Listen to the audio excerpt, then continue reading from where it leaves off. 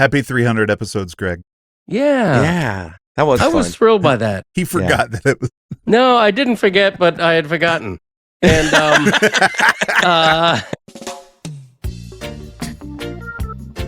This is The Greg Cote Show with Greg Cote. Pardon it. Here's your host, Greg Cote.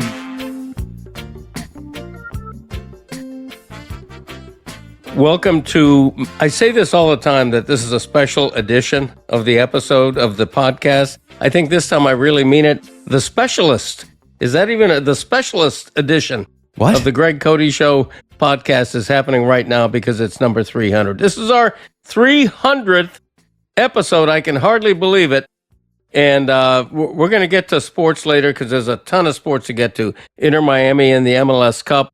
Did the Hurricanes get into the CFP? Dolphins, Jets, Graceland, soccer. We got so much sports to talk about. That's right.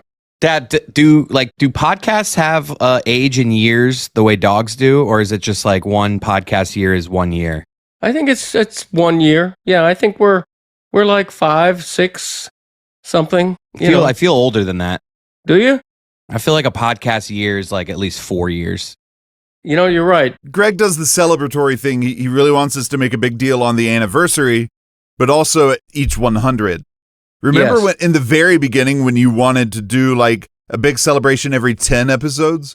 No, I don't remember that. Oh yeah, that was the thing. Like this is our 10th episode. Yeah, since we're reminiscing, remember when you just read the entire podcast? Yes. That was pretty much the first episode. Okay, go back and listen to our first episode. It's my dad reading from his walk-in closet. I don't remember what we did for episode 100 too much. I know I put together a little sounder and wrote a song for it. But 200 is when we had David Letterman flexing his pecs. Who can forget that? I had, actually. I had forgotten all about that. Dad, you know what else we have to react to later on, speaking of sports, is the World Cup draw. Oh, that's true. We got a lot to get to. There is a lot happening here, but I want to start off with, and speaking of reading, our first 2 episodes were totally different. I think in our 3rd episode, we began to hit a little bit of a stride working toward what we'll become. Started talking to each other instead of trying to have 14 3-minute segments. Right. But as a throwback, I want to read a little something I've written here called The Magical Mystical Number 300. And here's how I'm going to begin it. Begin it. Is it special? In math, 300 is the sum of 10 consecutive prime numbers, 13 through 47. Coincidence? In history, ancient Greek writer Herodotus said 300 Spartans resisted 1 million Persian invaders in the Battle of Thermopylae. That became the subject of Warner Brothers' historical action movie, 300. In the Bible, the number 300 recurs 31 times, including God's instruction to Noah to build his ark 300 cubits long. Samson captured 300 foxes that he loosed in the harvests of the Philistines. The number represents victory, as in the triumph of Gideon's army. In sports, a 300 represents a perfect score in bowling. An American football field is precisely 300 feet in length. 300 is the standard for a successful average in baseball hitting. In music, Howlin' Wolf in 1963 released a song called 300 Pounds of Joy. In mythology, many websites on tarot cards, astrology, and numerology cite 300 as an angel number. According to numerologysign.com, the number 300 urges us not to let a lack of clarity hold us back, to focus on what will bring us happiness and fulfillment in the here and now. From sunsigns.org, angel number 300 is a cue from the divine forces that you have to respect the people who were behind your success and be grateful. So, here I am respecting the people behind this success. My boy, my co-host and sidekick, Christopher, I appreciate you so much as a son and even as a colleague in what we're doing here. Yeti Blanc, the third voice on this podcast, our musical director, our social media guy. You guys do all the background work. You produce this thing. Yeti does all the background work. Yeti does all the background work. And I appreciate you guys so much. I appreciate you, the listeners, the readers, I thought you were viewers. saying you the least. I thought that's where you're going. Sorry. No, I appreciate the listeners and the fans so much. And by the way, that reminds me, Christopher handed me a little index card the other day, and I want to read it. Some guy handed me this at a bar. It's handwritten. It's so cute. It says, Greg, longtime listener, first time index card writer. I love you so much. I wish there were more Gregs in the world. You are the salt of the earth. Your biggest fan, Manny. So I was at a quarter deck after a Panthers game, and some guy just like walks up to me. He's like, "Hey, I know this is weird, but and I know you're probably going to read it, but please get this to your dad." Okay, that's and so cute. Of course, I did read it. I want to know, did he write that? Did he like find an index card there when he saw Thank you, or has he dude. had it in his pocket for months? I was with people, and we had that exact conversation. Like we all were like, he has to just have index cards in his car, and saw my dad there, or no, saw me there, and went out to his car and wrote it. Like, there's no way that guy's just had that note written for like 7 years. Right. I love it either way, but I am curious. It was very sweet, though. Very cool. Was sweet, and I want to wrap this up. Can I real fast jump in? That was a nice little like ode to the number 300 that you did there. But isn't a football field technically 360 feet? If you include the end zones, which is part of the field. Okay, but the field itself we know is 100 yards. But the end zone's part of the field. Okay, here we go. I mean, it's just like, what do we like on the 360? Greg, they're called tarot cards, not tarot cards. Yeah. Or whatever. Episode 360. Episode 360. We should probably celebrate the football field. Okay, here we go. I want to wrap by saying our podcast began in March 2020, literally in a bedroom closet at the onset of a international pandemic. And now we're out of the closet. We're out of the closet, but back then, and Christopher, you can relate to this.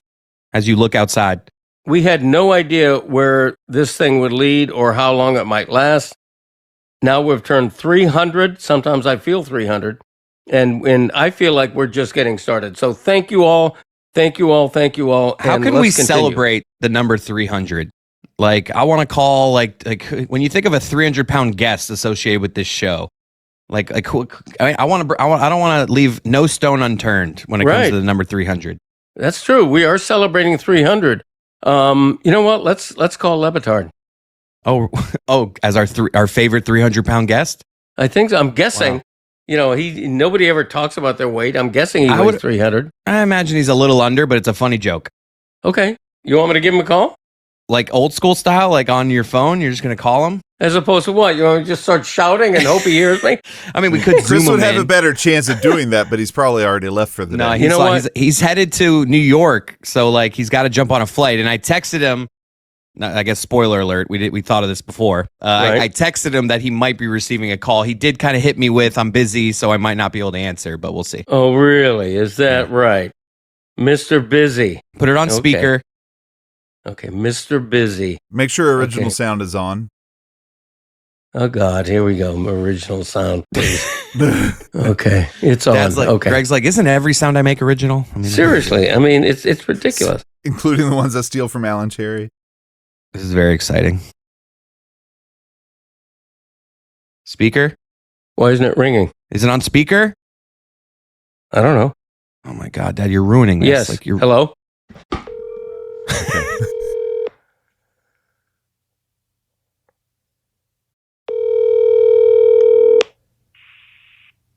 Your call has been forwarded to a... Here we go.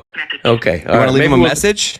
He'll probably call you back. Leave your ringer on. Put your ringer on. Okay. Did he just text you? Yeah, he just texted me something that... He texted me a picture of myself dressed up like this. I have no idea why. How about literally did it? Oh, that's... Oh, he's on a meeting. Oh, of course he is. I just he sent a screenshot. He sent a screenshot, and it's you looking ridiculous as the photo. Right. You can see Mike Ryan and Carl like on a Zoom, like he's on some sort of Zoom call. Sure. Yeah, it's a very important meeting. Okay, maybe we'll try him later. Maybe we won't.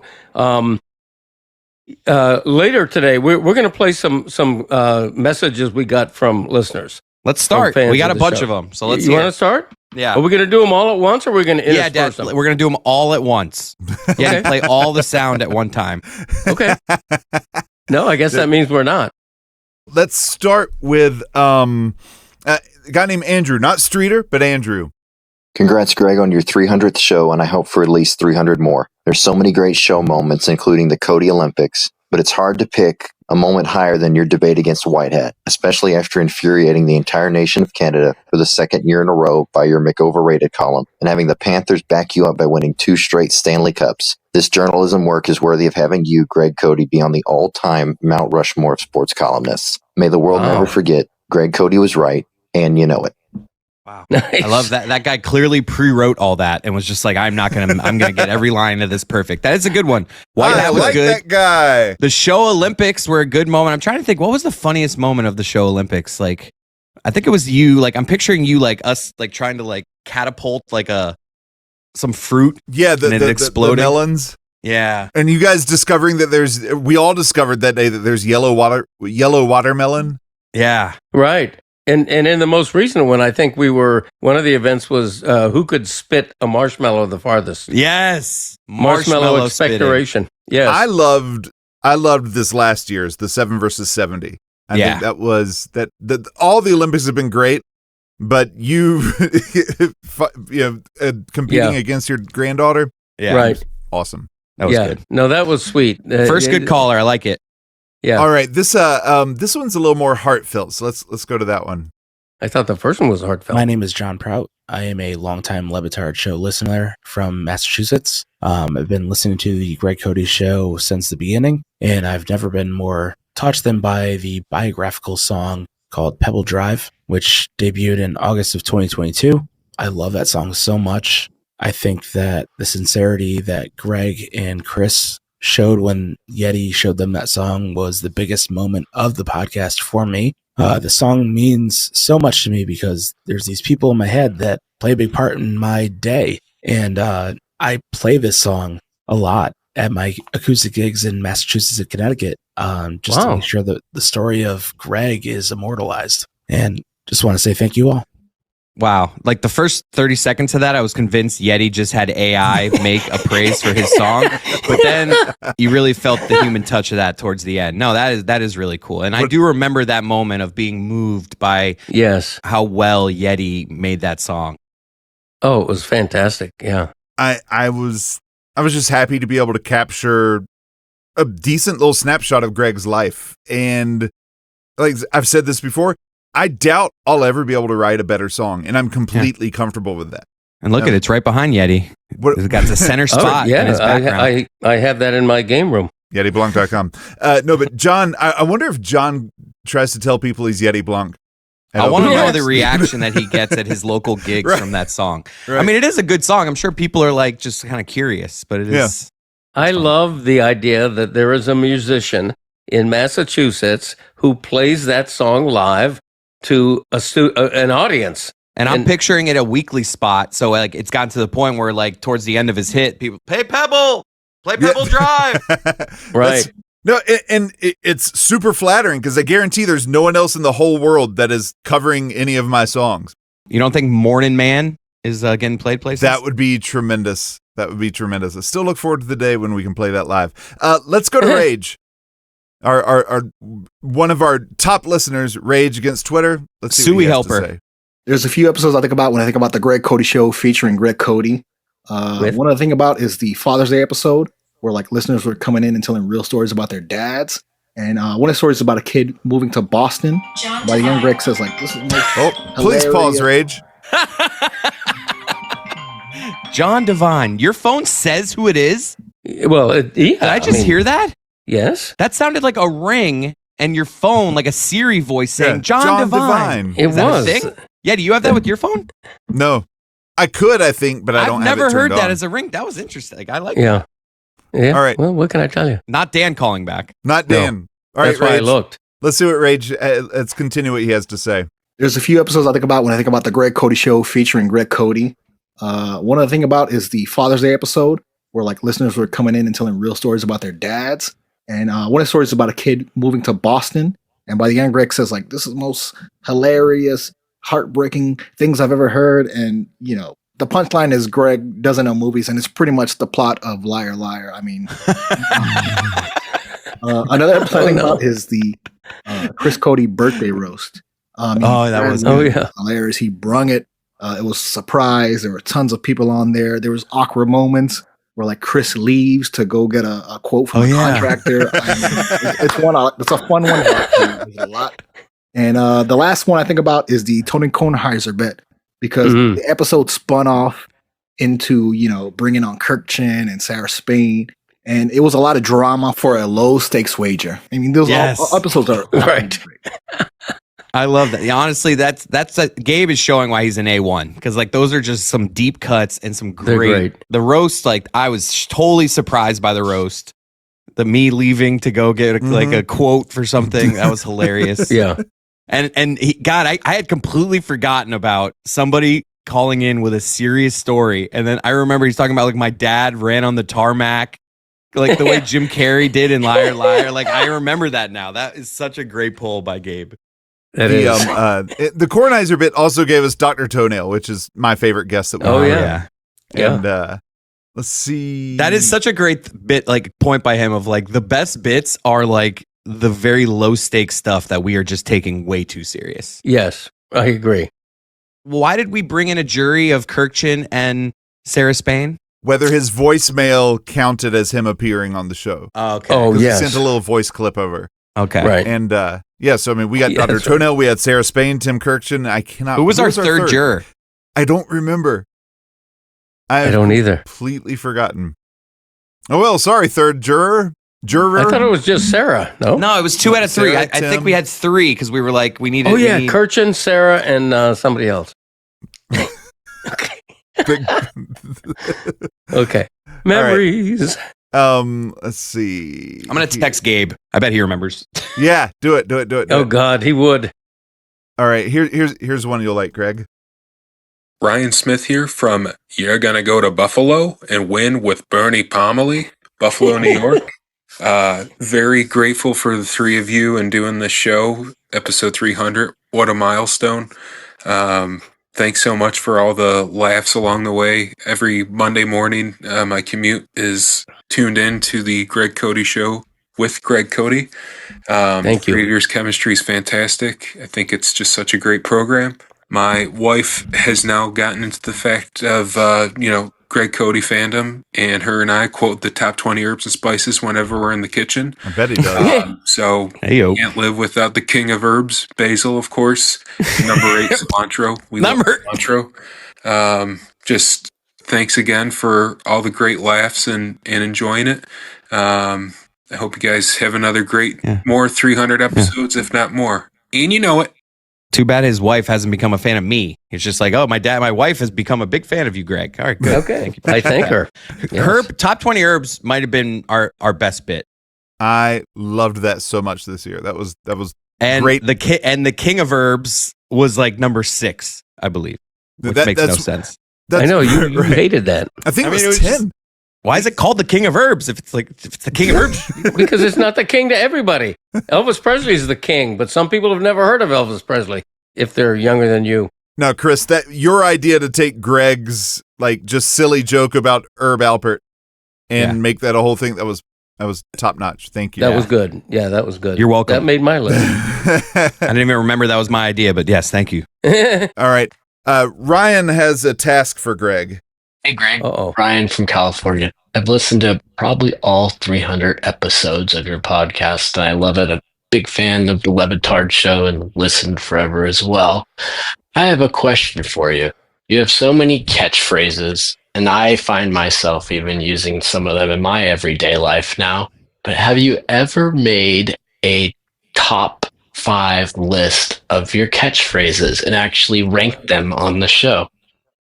I can't remember if it's been done, but it definitely should be. And you know it. Tony did it a few weeks ago. Yeah, Tony a few weeks ago did his top 5 Greg Cote sayings. Me and my brother, I don't remember why. I remember years ago, Michael and I writing, like just realizing how many weird things you had. And there's no way that list still exists. But we at one point wrote down like 30 things that you will say. Yeah, because there's a lot of them. You know what I'm going to do? I don't want to do it off the top of my head and do it faulty or wrong. I want You to could do honestly it right. do a top 50. I might do a top 10. Or I might I do a think top 5 with top OLIs. 25 even. Right. Like you have Dad, I could like rattle off like 7 right now. You probably aren't even thinking of. That's your assignment for next episode, Greg. Yes, off air, we will put our heads together and come up with an all-encompassing list, and I will do that in episode number 301. How about that? For some reason, that call just made me think we should have done the bit also of your least favorite episodes. Like, can we do that next after this? Like, hey, call in and send us your least favorite, and maybe in the coming weeks, that is going to go so poorly for you. We could just have fun with. No, it can be me. It could be me being a dick.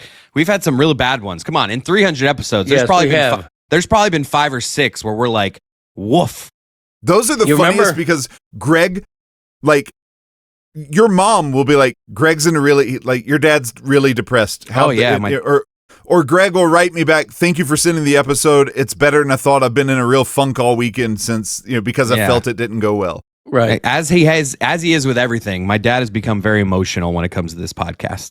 Yeah. Well, when we have a good episode, he's the happiest guy ever. When we have a bad one, he gets sad.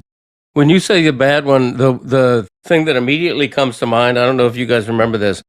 We had on 2 identical twin teenagers. Oh my God. We never even aired that, I don't think. Yes, we did. I had to who had written a book. That was like freshman hazing. You made me edit that early on. Yeah, it was really bad. I think we held it for like months though, right? Because you did it before I joined the show. Then you sent it to me and said, see what you can do with this. And boy. What were they promoting? Some like stats book? Yeah, some stats book. They're both intellectual guys or something, supposedly. And it just didn't work out. And ever since then, by the way, the acute listeners, the serious listeners will nod their head when I say this. We tend to have on fewer authors than we used to. Like I used to be. There was a time when you would get pitched authors. You'd say yes to all of them. I'd say yes to most of them, or to far too many. Let's agree on that. You said no to Coach Prime. Speaking of people you said no to. Oh my God, yeah, that was a mistake. That was a mistake because I refused to refer to him as Coach Prime. I was going to call him Dion or even Mr. Sanders. And wasn't that part of their pitch? Like, you got to call him Coach Prime? Yes, right. And so I declined to do it. But as I've mentioned on the Le Batard show, this was before he went to Colorado. Like, he was still a FAMU coach or Grambling or some small HBCU. Which one was it, college. Greg? I forget. I forget what college he coached. Jackson State. Jackson Jackson State. Well, okay. Yeah, Chris, come on. I knew it started with a J. It was an HBCU. All right. I'm giving you 3 seconds. Anyone with children listening, you may want to remove them or skip ahead through this caller. Hello, Greg. This is Tom Musiano from Climax, Kentucky. Speaking of Climax, 300 episodes is quite the high point for one to reach in their career. And I must ever be so curious as... Hello? Please hold, Greg. Mrs. Musiana is here. Hello, Mrs. Musiana. Oh. Hello.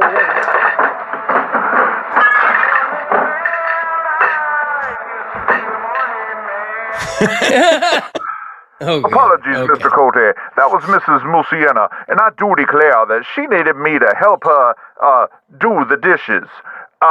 Do you and Mrs. Cote ever do the dishes together? I will hang up and eagerly listen. Good day, y'all. Okay. That was a quick performance by Tom. All right. Okay. Dad, answer the question.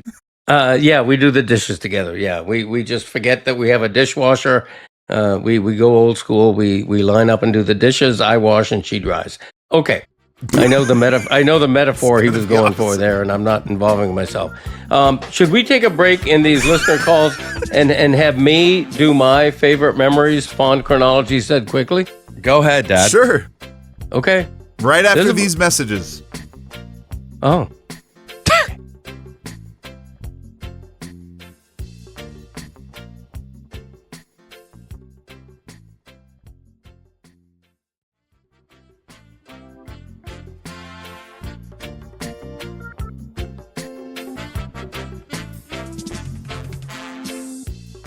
Okay, this is my own memories of the show. A fond chronology, meaning first to most recent, said extra quickly, so you're going to have to pay attention here. Are you ready? Here we go. Me in a Bedroom Closet, tribute special for Shula. Brendan Benson of the Raconteurs, Chuck Todd talks Canes, Dick Stockton sings Alfie, Gary the Bag Rosenfeld, Philip Bailey of Earth, Wind, and Fire sings from Lake Tahoe. This is like the Billy Joel, We Didn't Start the Fire. Like, Right. if you put that music behind this right now, it would slap. I know. What you've done, Chris. Yeah. Yes, we can add that later after the fact. What did I do that for? Guests. Oh, yeah, I forgot about that. That was good. Mount Gregmore's, Jimmy Johnson, Professor Toenail, Stugatz's 8 Rules of Hanukkah, Charlie Chaplin, McEnroe and Agassi talk pickleball, Belly Button Doctor from Tupelo at 2 a.m., Pebble Drive, Greg Doesn't Know Movies, Lobo's Hard Knocks Parodies, Big Elvis, Dave Barry's Holiday Gift Guys, Top 20 Herbs Countdown, Inside PFPI Galas, Tony Kornheiser and Top 100 Guests, Feud with White Hat, Bacon Salesman, Father, Son, and Pop Grayson Olympics, Bernie Kosar from a hospital bed. And here we are. I mean, I gotta say, we've done some good stuff, guys. I feel good about this. Yes, I do too, surprisingly. I didn't think I'd come up with any memories, but here they are. Greg, you mentioning the your Stugatz's 8 Rules of Hanukkah. That takes us to our next caller, Curtis. Hey guys, I love your show. This is Curtis from Virginia.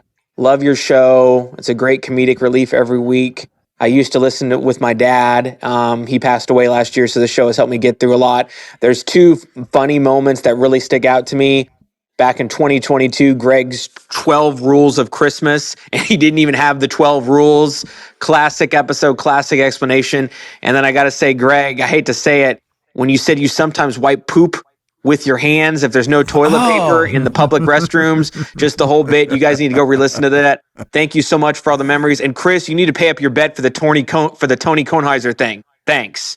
Thank you. That's fair, I do. But that poop revelation, which I don't believe, it's one of those things where I think he admitted something just as a joke. Yeah, it could be. And I'm hoping, because that is just one of the more foul things ever said in podcasting, not just on this show. Right. Yeah. Well, it's an emergency. You know, if you're on a deserted desert island and you have to, you cannibalize the next guy. You know, it's the instinct to survive. Yeah, but you have your underwear. Like, you could just use your underwear to do it and then throw it out. And then I'm walking around commando. Yeah, that's better than your hand and nails having shit in them. No, my nails don't, because I wash with soap. Oh. Okay, let's not get sidetracked. Because as you said earlier, it may have just been a comedic bit. Let's Maybe get to the next caller. Greg's going to love this one. Hey, Greg Cote Show. This is Stephen, Michigan. I want to throw it back from my favorite Greg Cote Show moment all the way back to 2021 for episode 49, when Greg Cote dropped an absolute gem of a Christmas classic. It's beginning to look a lot like Fishmas. Oh, it's beginning to look a lot like Fishmas. Everywhere you go, take a look at 5 wins in a row. Things are glistening once again, with big defensive twists that's all aglow. It's funny how things don't change. Nice. It is. That was good. Same Excellent. type of song my dad has been writing since like the first Le Batard show episode ever. And Yes. same Dolphins performance. I know. am singing in this tone. Yes, I am. That's right. And also the to the tune of "Row, Row Your Boat." Let's not I mean, forget that one. you love that. Row, So much, row, so much. Row your boat. Okay. Here's someone with some Earlene appreciation. Joe. Joe from Chicago here. My favorite thing about the Greg Cote Show, featuring Greg Cote with Greg Cote, is when Earlene Cote makes an appearance. She is such a loyal listener, it's clear, but when she wants to be on the show because she needs to correct Greg, there are few things that bring me more joy than in the intro hearing Chris say, my mom's coming on to, she didn't like what Dad said last week. It really is great. Shows how your family works. It's adorable. We all love it. Thanks, guys, for all the fun and all the laughs every Monday. This is the perfect way to start the week. Hope you guys have a great holiday and a great new year. Thanks. Thank you. Oh, that's very genuine there. I like that guy.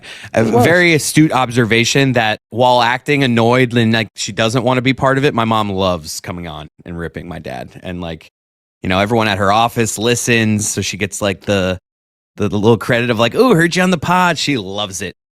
My favorite thing about your mom and the show is at your dad's birthday party, his 70th, when there were some guys from the firm like some younger guys, like probably junior associates who were like allegedly fans of the show. But I like that she maybe tasks out to the interns, hey, you need to listen to the show and report back on what they said. Oh, you no, know? she's got, like, her ears are, I mean, I think she listens regularly, but she's got her ears out there too, for sure. Yeah. I didn't even think to include the yacht birthday party episode on my list. Wow. Should you go ahead and reread that whole list again and throw it Yeah, in? I don't want to do that. You know what I do have, though? I have 7 Facts Jack 300 edition. Why wouldn't you would think 3 Facts Jack would be perfect for 300? No, yeah, because 7 Such a is weird closer thing. to 300. It's one of the Such a odder weird things thing. ever. Let's do it. Okay. There are 7 things that interest him, so sit right back for 7 Facts Jack. Number 7. NBA players have hit 300-plus three-point field goals in a season 10 times, 6 by Steph Curry. Number 6. 31 MLB relievers have 300-plus saves, but only 2 have exactly 300. Jason Isringhausen and Bruce Sutter. Number 5. The PBA Tour record for most 300 games bowled is Parker Bone III with 114. Number 4. He does the dishes. 165 big leaguers have at least 300 career homers, but only 1, Chuck Klein, had exactly 300. Number 3. Steve Carlton in 1980 was the last major league pitcher to top 300 innings in a season. Number 2. John Elway retired with exactly 300 career touchdown passes. And finally, my personal favorite, that's why it's number 1. This is a mind blower. And this comes directly from baseballreference.com. 221 major leaguers, current or past, have a career batting average of at least 300. But only 1 ever ended up with an average in the official records of exactly 300. Not 299.9 rounded up, not 300.1. The only literal 300 hitter was a man named Emmett Heydrich. Emmett played center field in 1898 to 1908 for the Cleveland Spiders, St. Louis Cardinals, and St. Louis Browns. 8 years after retiring, he would die at age 39 of influenza. Emmett Heydrich, you live again as the ghostly Grand Marshal of the Greg Cote Show's 300th episode. Wow. That's a fun fact. It is a fun fact. I mean, other than the fact that he died at 39. Well, influenza apparently around the turn of the century was a big thing. Well, what year was it? Why don't we call it influenza anymore? Influenza is much better name than the flu. It was 8 years after he retired, so it would have been 1916. Okay. That's So like not quite World the War Spanish One, flu right? year. Yeah. That's like World War One territory. Yeah, you're Now, in that Dad, area. Oh, Dan I Le actually- Batard's calling me. Hang on Oh, just a second. perfect. Let's go. Okay. On speaker. Hello? Am I on the air? Hey, you are on the air. Dan, how you doing? You good? What are you celebrating? Did you celebrate 100 and 200? You're just looking for reasons to celebrate yourself? Yes, this is number 300, which is big. 300 is the most special number. Tell him about David Letterman in 200. Yeah, we had David Letterman on number 200, and this time we're celebrating the number 300. It's been maybe our best episode ever, but the reason I wanted to talk to you, Dan, you've been such a great friend over the years. You're the one who smiled when I told you that I was going to name the show The Greg Cote Show with Greg Cote, and the fact that you endorsed that name is why it's called what it is today. I give you so much credit for the success of the show as well. Would you like to get in a word edgewise, by the way? The Greg Cote Show featuring Greg Cote. Well, it's with, but you're allowed to say that. You're allowed to say that. I abide that with great jocularity. Dan, the reason I wanted to have you on is that we're celebrating the number 300, and you weigh 300 pounds, right? Is that true? Because did he hang up? You, Greg. Okay. I love you. See you later.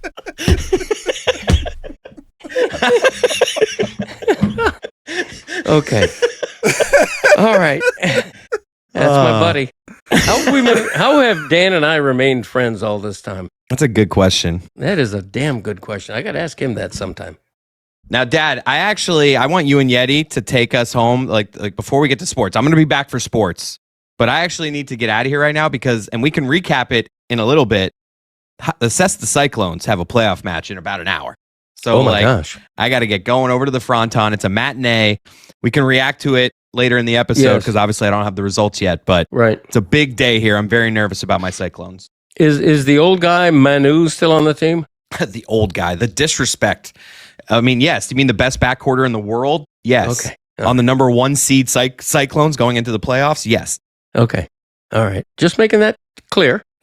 I don't know. I don't follow. But this is fun. I love you guys. 300 episodes. I'll be back in a little bit for sports, but you guys take this little section the rest of the way. Okay. We'll see you all in a bit for sports. Go Cestas or whatever they're called. Greg, I think we should get to our next caller, and it's a very special one. We've all gotten to know over the last several weeks Chris and his daughter Sloan, who love dad jokes. Oh, yeah. And she finally sent us some. So nice. let's check out Sloan and Chris. Okay. Hi, guys. It's Sloan and Chris. We, of course, had to call and leave a voicemail for your 300th episode. And, of course, provide some dad jokes. Number 3. Why did the sandwich become a teacher? They needed subs. Number 2. Why did the dog wear a sweater? Because it didn't want to be a chili dog. Number 1. How does a taco say grace? Let us pray. Hopefully these are all new ones and not repeats, or otherwise we're going to get sent to the penalty box. Thanks, guys. Talk to you soon. No. All right. Thank you, Sloan. Those were all great. Let us pray. LETTUCE. I get it. No, that's good. Those were neat. I'm pretty sure that at least 2 of those were repeats. But Sloan, I don't have time to fact check you right now, so you're good to go. Awesome to hear your voice. Thank you guys so much. Yes. By the way, I have 3 dad jokes right here, non-300 related. If you want them, let's roll. He's always kind of thinking that his puns are in vogue. He cracks himself up like an egg with a yolk, and now Chris's morale is broke. Dad jokes. Number 3. How did the triangle make fun of the circle? Called it a square? Close. Called him pointless. Ah, okay. Number 2. What happened when the cheese factory exploded in France? I don't know. Debris was everywhere. I like that. That's a good one. That's good. That's really Number good. 1. What do you call the luncheon meat that fell on the floor? I don't know. Bologna. Oh, bologna. Okay. Yeah, that was pretty good. I see why you like that one, but come on, Greg. Okay, but debris everywhere was good. everywhere. Solid. That's a good one. Quite That's a good solid. one. Do we have another message to play, or should we get to sports? No, we've got a couple more that we should get to. Let's go. Let's go with one of our top 100 guests. I think he's still on the list. Matt Pinelli. Hey guys, it's your good friend Matt Pinelli up here in frigid Wisconsin, and 300 episodes is a hell of an accomplishment. And to be able to do a podcast with your son is probably awesome. I know in the last year since I've last talked to you guys, I have recently finished the documentary, and it was something I got to partner with my father in doing. So it helped get me closer to something I always really appreciated about this show with you guys, and that you got to work together and see the love you guys share. Look forward to hearing from you guys again and hearing from you for many, many more episodes. Greg, I hope you have another 300 in you. Thanks, we man. all do. Oh, wait, I didn't say that in my mug. We all do. There we go. I'm planning on it. No, we had one listener who didn't make the final cut, but he was hoping for 3,000. He wanted you to shoot for 3,000 episodes, and Jesus, I don't think we've got 50 years in us. But no, unless we start doing like maybe 10 episodes a day, maybe I'd make 3,000. Wow, that's an ambitious desire by that listener. All right, this next one is Seth. He's messaged me before about your love of the Elton John song Curtains, and that's kind of what he's getting to in this message. Hey fellas, it's Seth from Boston again. My favorite moments all involve how central music is for all three of you. I love when Greg waxes poetic about wonderful, obscure deep cuts from years past, a passion that I share, or when Yeti brings a great new song to the show, or highlights a musical moment and what makes it so special. I'm thinking of when he talked about that high school band playing Breakdown by Tom Petty. Or when Greg will be talking about one of his favorite songs, and cynical Chris will say, "Yeah, I really love that one too." And there's that moment of bonding and connection over the love of music. As a musician myself, that's something that's incredibly special to me, and I look for in any place I can find it. Seriously, guys, thank you so much for 300 episodes. I've been a listener since day one, and you've gotten me through some seriously crazy years of my life. And continuing to be crazy years of my life. So I'm really grateful to you all. I look forward to it every week. Thanks for everything. Great. No, nice. Seth's great, top listener. But what a deep cut he pulled the Tom Petty story or that high school band. That was the moment where I was like, okay, I want to make music. And that was I wasn't playing guitar then. It was another 2 years before I would start. This is before I'd even fallen in love with the Beatles. But it just moved me. That was a great cut, really deep cut, Seth. Appreciate it. You know what's incredible to me is that you never know when something you say on any subject, serious, funny, heartfelt, something you say is going to resonate with somebody. They're going to remember it. It's going to mean something to them, and that's great. That's a responsibility that I feel, and I'm so grateful when listeners are emotive and say things like we're hearing today. It's really special to me. I thank you all. I do love that. As someone who's all about an anecdote, just little. It's interesting what sticks to somebody and what doesn't. It is. All right, we'll do one or two more. Let's go to a teacher, Neil from Maryland. Hey, hello. This is Neil calling from gorgeous Prince George's County, Maryland. I am a high school teacher, and every Wednesday, me and my students celebrate Dad Joke Wednesday. I tell them a dad joke and mostly get eye rolls, but I enjoy it. They enjoy the tradition. Oftentimes, I get my dad joke from Greg Cote. So thank you for that, Greg. Love the show. Chris and Yeti, don't diss the dad jokes. They're great. My students love them. I love them. Love the show. Congratulations on 300 episodes. Thank you.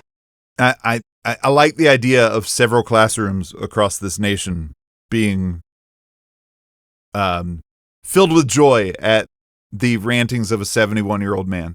Yeah. The dad jokes are great to me because the worse they are, the better they are to a certain degree, Like it's, if they make you groan or shake your head, to me, that's as good as a laugh, And I think it's the only form of comedy or joke telling that's like that. Anyway, let's we'll get to one more and end it out. But thank you all for calling in. There were several of you. A lot of you wrote in about your dead dads, and so you've joined my club. Reach out anytime you want to talk about that. But that one person wrote how mentioned how they loved Chris trying to steal your 3 facts and spoil them for you. They loved you getting agitated. So, but a lot of great submissions. We just didn't have 45 minutes for all of them. But let's go to Greg. I want you to rate this. Someone has tried to provide you with a back in my day. Okay, Greg, I just want to congratulate you and Yeti and Chris for making it to 300 episodes. Proud of all of you. But I worry about you, Greg. I watch you on the Le Batard show. It seems like doing back in my days is optional. And I thought to myself, here's an idea for you. Allow me to give you a back in my day to do. Back in my days, there used to be a time when a Greg Cote Tuesday was appointment listening. When Greg, despite missing the network outs, had his opportunity to inform the audience of the greatness of things like paper tickets, simple parties, disc jockeys, and everything else that made him happy back in the 1970s. The quick wit, humorous ranting, it was an homage to nostalgia from the show's King of Nostalgia, a way to experience even if we were too young to. It was so good, he even wrote a book compiling all of these great lighthearted rants. But now, as Greg's celebrity rises with his books, his podcasts, music career, and other glories, the back in my day has literally gone the way of the 8-track.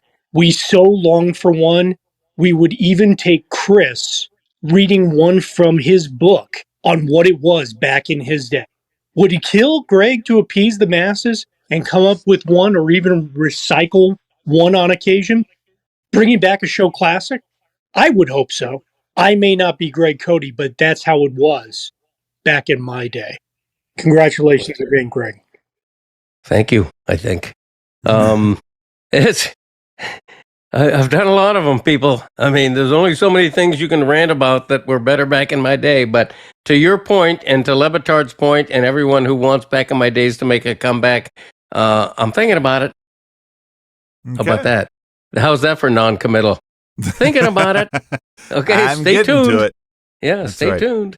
All right, Greg. Okay. Wait, congrats on 300 episodes. I'm glad I've been able to be around for 250 or so of them. Yes, thank you. Massive, massive part of my happiness in life. The greatest professional happiness I've ever had. I appreciate that, and you were an integral, huge part of this podcast. You've made it better. The musicality that you bring is terrific. All the background producing you do, all the little things you do, the social media and everything else.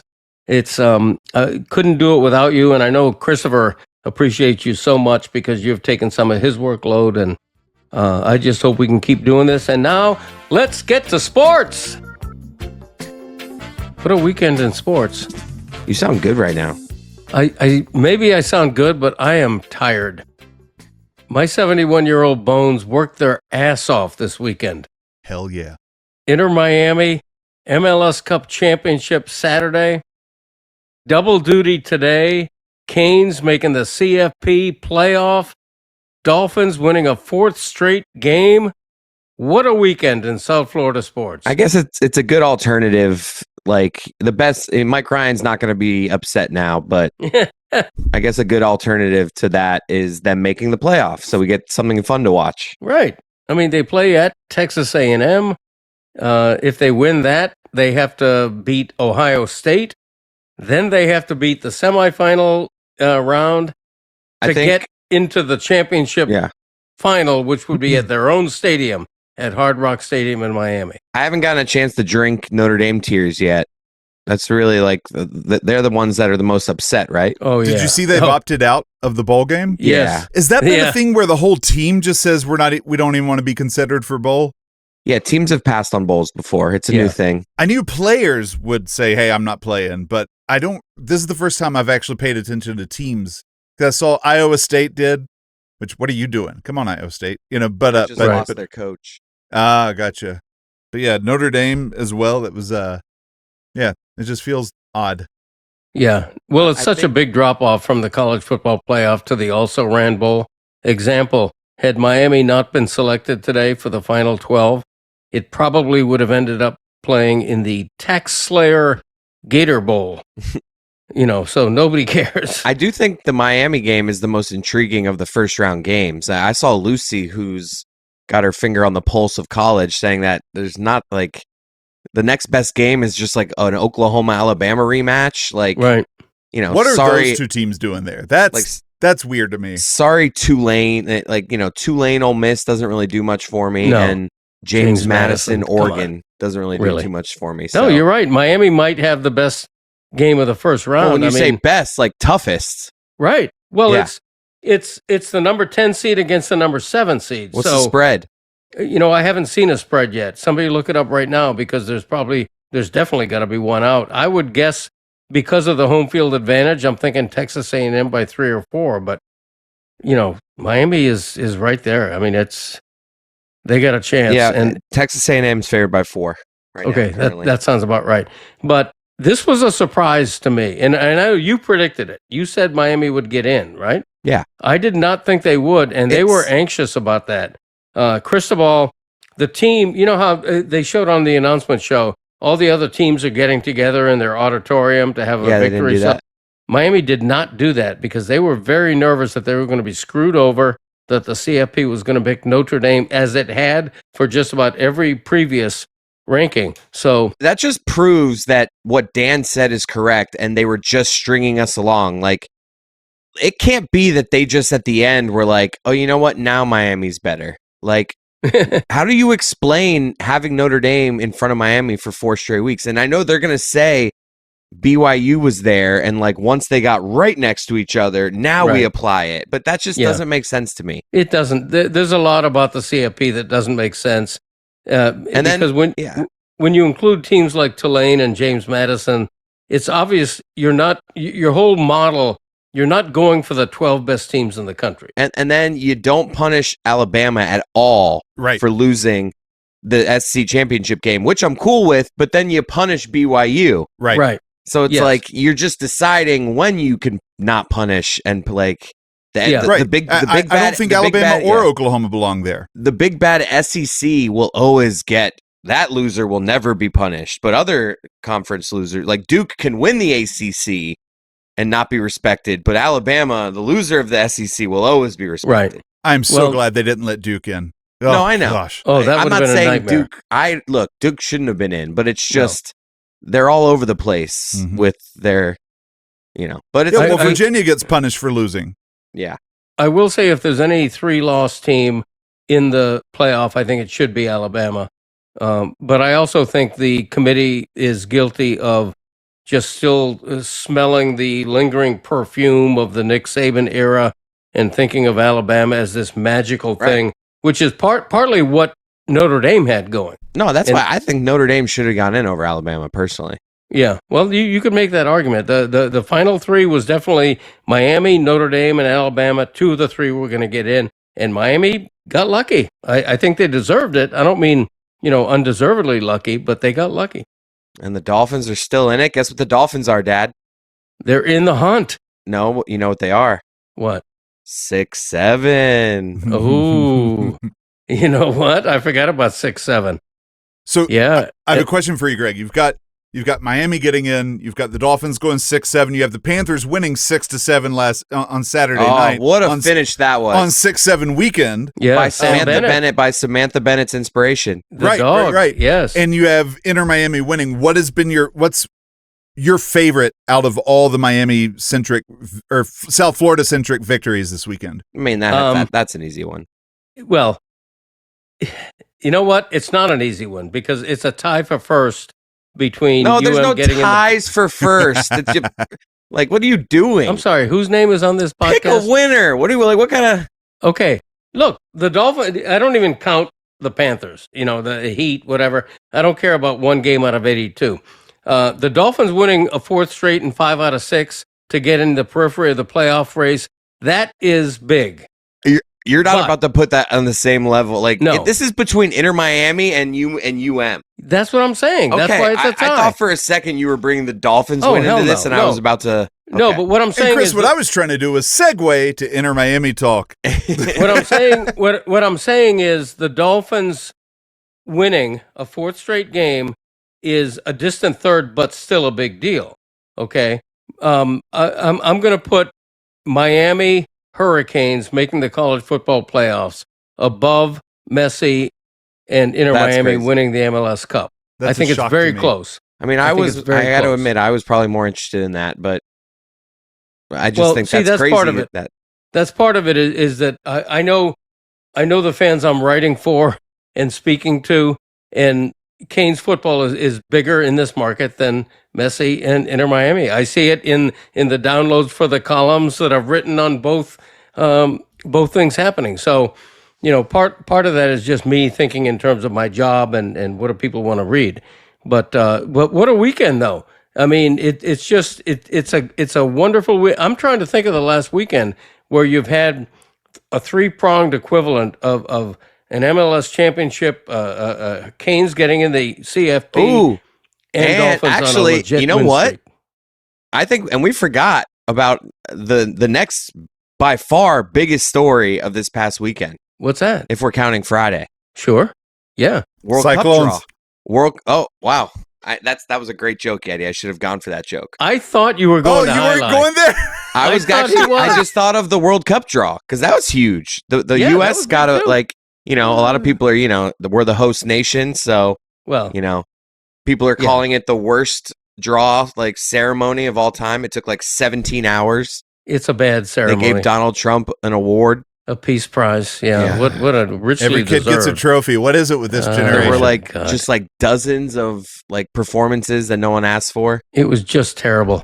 But you're right. Tom Brady struggling to open the ball. U.S. got a break. It was too inflated.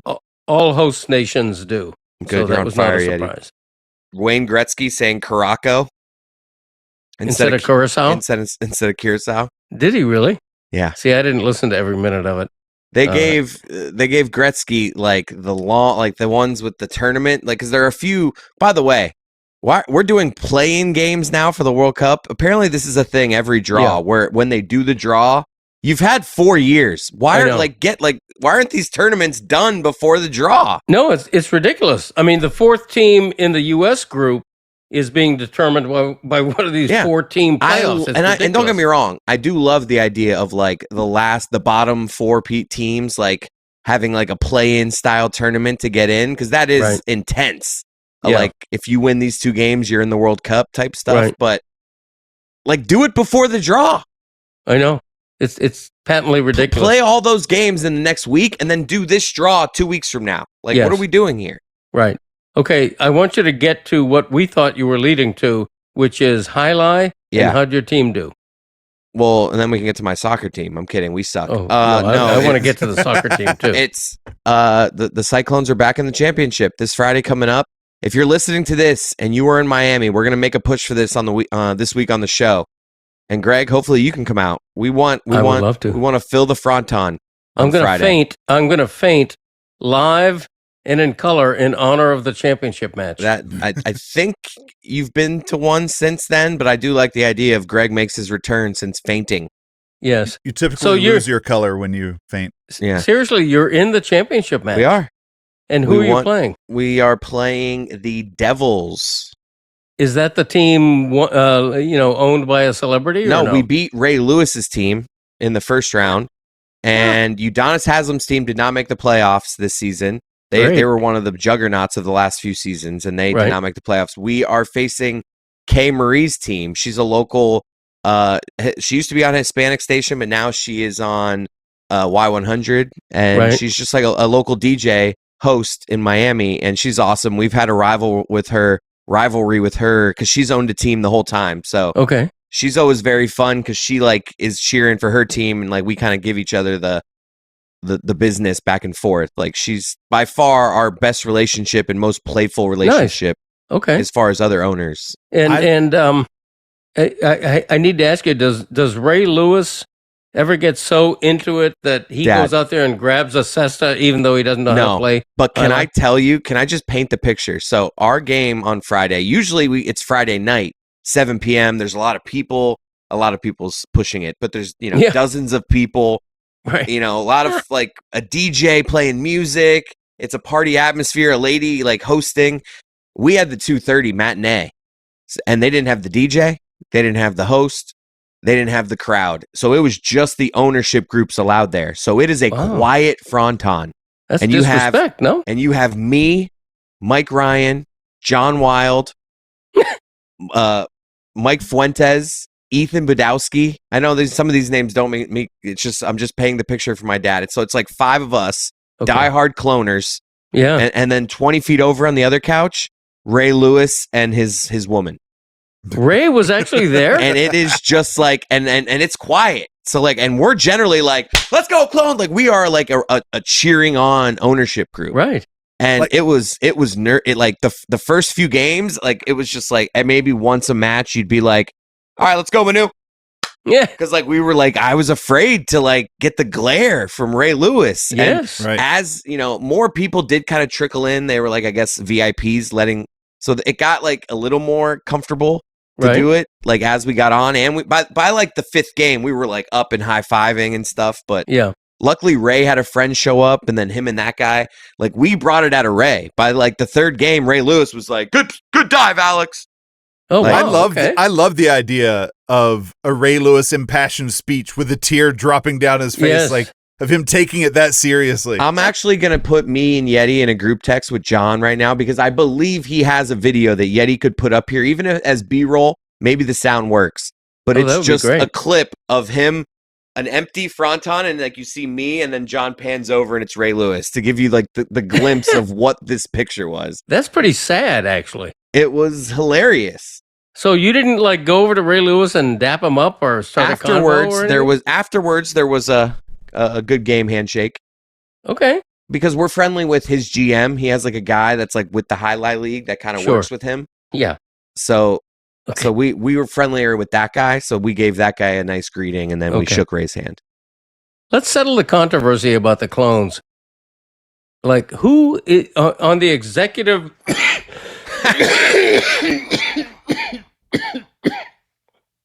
in the clones executive meeting room, is Chris Cote or Mike Ryan the higher ranking executive? We've never gotten to that, you know. Controversy. I think you're overthinking it and starting to start something that's not there. Yeah, I'm wanting to. I mean, Manu, feed me. Manu, I would say has the most power. Really? We always kind of give him the final option because when it comes, because really the only what other decisions are there outside of drafting players? Like once the players are drafted, the team goes. Like we don't really. It's not like there's a daily lineup that we're setting. Greg, if you want real controversy, you need to buy a team. Yeah. And pit it against the Cyclones. Yeah. The Lobos. Of course. That'd be right. That'd be hilarious. I'm going to do that. But instead of paying for Isla Grande, who you haven't talked about in like 8 months.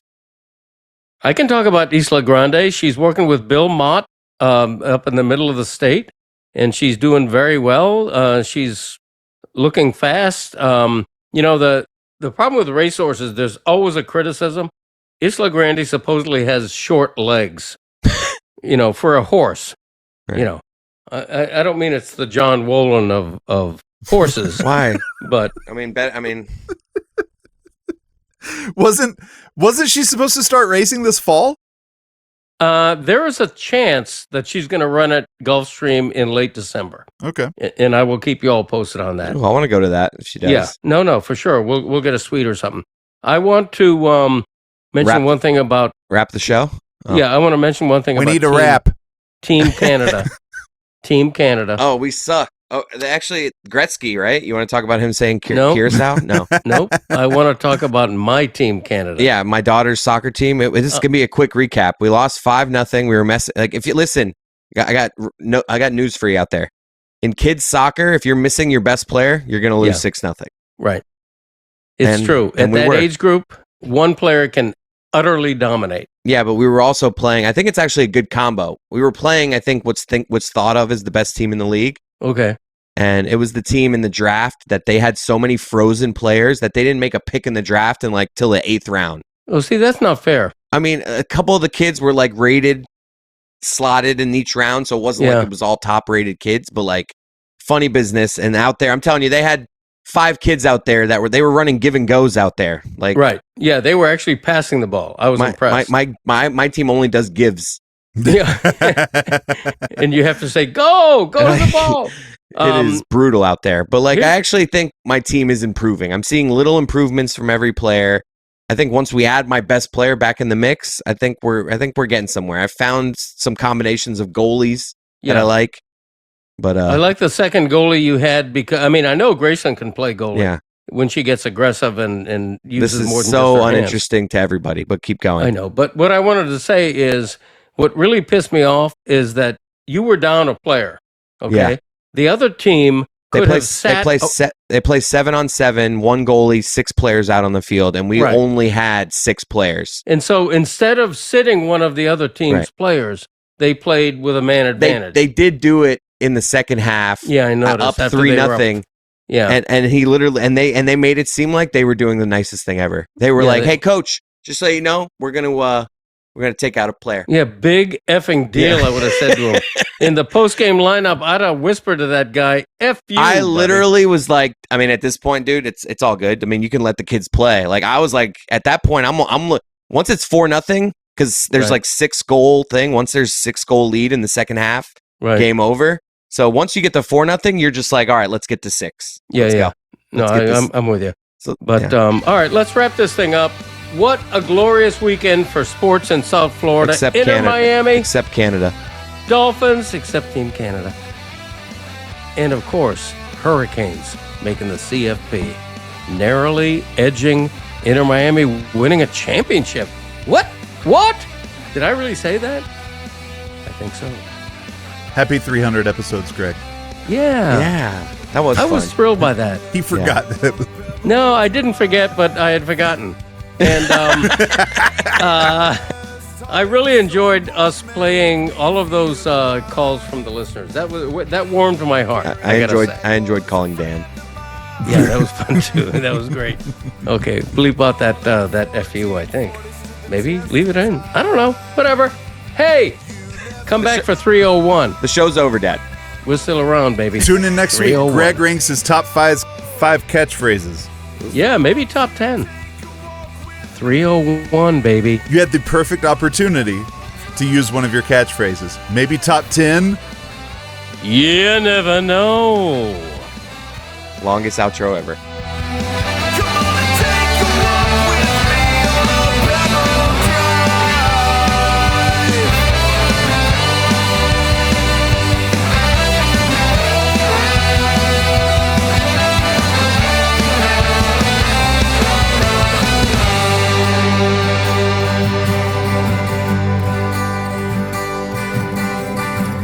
Still walking barefoot on a pebble drive.